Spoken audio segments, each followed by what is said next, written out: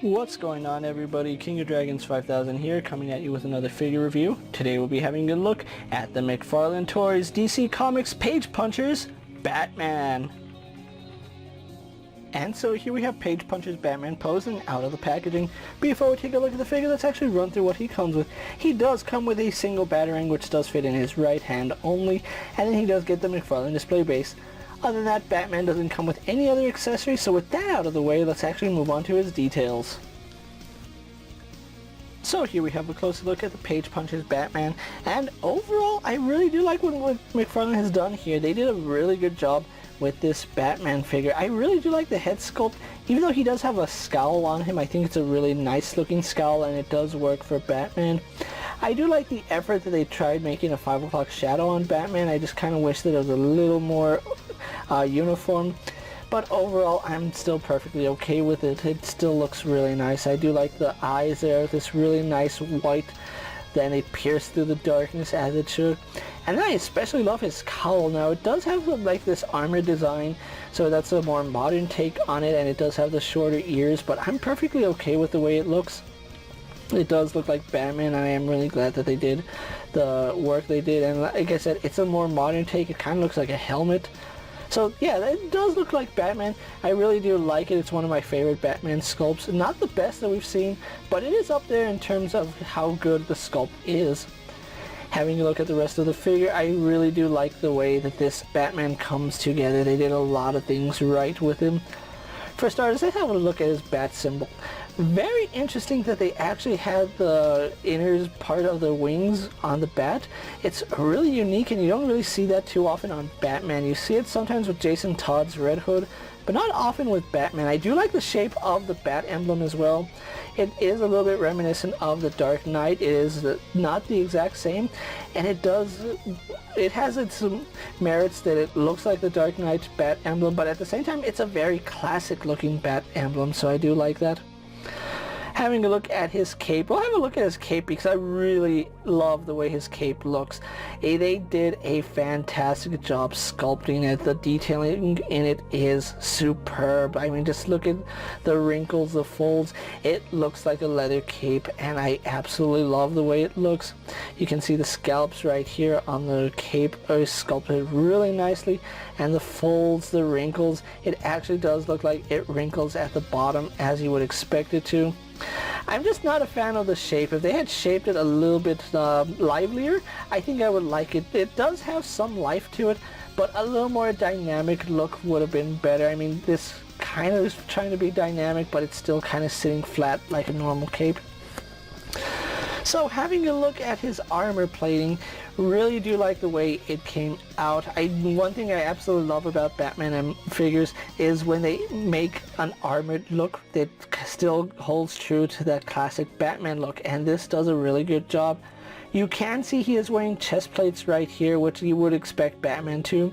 He has shoulder pads on, and it does look like there's some Kevlar folding on it, so it does look like it is fabric over the plating itself. We do have bicep and tricep plating right here, which looks really nice if my camera will focus. And one thing I absolutely love about this figure is that the armor has seam lines. Every piece of these armor plating, it is seamed line, and it does look like it's sewn in. The armor is just sewn into the fabric, which I think that's a really nice little detail. You can see even right here on his gauntlets there's sewn detail, and you can see it does look like Batman's gauntlet strap over these metal fins, spikes right here. And just like the Batman vs. Superman, he does have the brass knucks, which look really nice. You can see it better on this side, which I think that's a really nice thing. Batman would have some kind of knuckle duster in his suit. And then again, just looking at the armor plating, phenomenal detail. Just look at how much it comes down, and it works like actual body armor. You can even see the fabric going right here up. Just armor plating in places that it would be vital, and then it's fabric on the underside. So yeah, very good sculpt work throughout this Batman. His utility belt is very good. We do have a bat emblem there with the utility pouches here, and it does look like there's different containers, different sizes. You can see this one looks like a pen, this one looks more like a thinner. It's just very unique on how all these look. And then he does have a couple of hooks throughout his outfit, but no grapple guns or anything that can actually fit in those hooks, which kind of makes me wonder, did this figure originally come with a grapple gun? If so, WB is kind of stupid for not letting him come with a grapple gun. And then again, he is wearing an undersuit underneath his armor. You can see right here, it does look like a regular jumpsuit that he's wearing. We have some more armor guards right here, which look very good. And then you can see some elastic holding it together, so it's like it stretches and then closes in on him.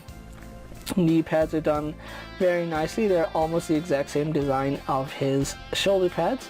Then we go on to his calves, where we can see the armor plating right here in the front of the boot. Then we just have these long boots in the back.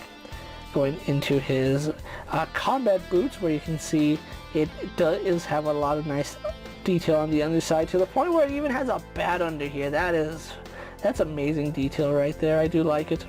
So overall, this Batman has some pretty good detail. I do like the way he came out, and I think McFarlane really did a good job with their Page Punchers Batman. So with that out of the way, let's actually get him compared to other figures you may have in your collection.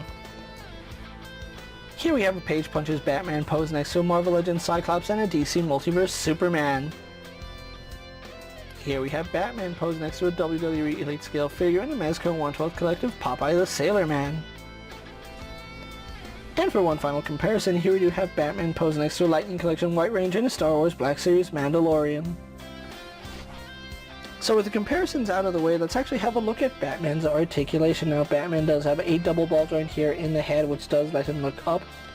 Can't really look down. He mainly gets upward mobility, but he does get side to side no problem, as well as left and right rotation. Arm does have a full 360 right here, and it would hinge all the way out, but because the shoulder pad is a softer piece and it does butt up against the cape, you kind of has to go under the cape if you wanted to go all the way horizontal. Yeah, he does have a ball joint going into the torso, so that does allow the arm to pivot forward and back. Not as nice as you would think. If this was cut out a little bit more, Batman would have more range going forward. As far as bicep swivel goes, he does have it. It's just a little bit stiff on mine, but yeah, it does rotate. We do have a double bend here at the elbow. We do have a ball hinge here at the wrist, which does go in and out, and it does go up and down. Batman also has an abdomen joint, which unfortunately doesn't go forward at all. It does go back slightly, some slight tilt, and really stiff swivel. So yeah, unfortunately this joint is pretty solid. Lower abdomen joint right here does lean back.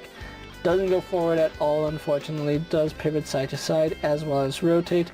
Legs do kick out forward all the way. Does kick back pretty far.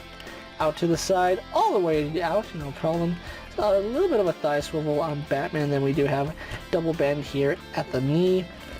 We do have swivel here at the ankle, as well as a hinge, forward facing pin for rocker ankle, and then of course we do have a very generous toe hinge. So overall, Batman has some pretty good articulation. I do like the way it works. It could be better, it could be much better, but at the same time it could be much worse. So with that out of the way, guys, let's actually get Batman posed for my final thoughts, and then we'll wrap up this review. And so here we have the Page Punchers Batman pose for my final thoughts, and overall this Batman did come out really nice. I love the detail work that McFarlane was able to put into this Batman. It is a very well detailed Batman, and to be quite honest, I think this Batman is one of my favorites in terms of detail. When McFarlane designed his own Batman, this was kind of what I was looking for rather than the Batman that we got several years back, but this is still a very impressive figure. Now, It's not the best Batman that we've had a look at. He does have some flaws in his articulation. It could be better in his abdomen. Legs work pretty fine, and his arms can be hindered if you don't know how to work around the cape, but overall, I still like the way Batman came out, and he's one of my favorite page puncher figures that came out. I think underneath Black Adam, he's my favorite that we've had a look at so far, and I'm not just saying that because he's Batman. I'm saying that because his detail is superb. I want to say it's better than Superman's. It's not quite Black Adam level, but it's still up there in terms of detail, and I love the way the cape came out. It's one of my favorite capes that McFarlane has designed, and I overall love the overall feel of this figure. Now, if you are looking for the Page Punches Batman, he is starting to hit specialty stores at the time of making this video. I don't know if he'll hit retail like normal. I want to say that this Batman will see stores like Walmart and Target and Walgreens, but at the moment right now you can get him off Big Bad Toy Store, Amazon, or Entertainment Earth, and he will run you about $25, which might seem a lot for a figure and one accessory, but you also got to look at it this way. He is a brand new sculpt that McFarlane hasn't done yet, and he does come with a comic book. If you break down the figure for $19.99 and the comic book for about $3.99, it does come out to about $25. So overall, if this is worth the value to you guys, I really do recommend you pick it up, and it's a pretty decent read. If you haven't already read the graphic novel, I really do recommend you take a moment to check it out. With that being said, guys, I'm King of Dragons 5000. Don't forget to like this video, leave a comment, subscribe to my channel. Go ahead and check out all my other action figure reviews, as well as all my other DC Multiverse and Page Puncher reviews. Hopefully you find them informative. As always, if there's a figure you'd like to see me review, let me know down in the comments, and if it's in my collection, I'll gladly have a look at it. While you're at it, check out my Instagram account for new and exciting action figure photos, and as always, ring that bell to be notified every time I upload a video. Until next time, guys, I'll see you later. Take care, everyone.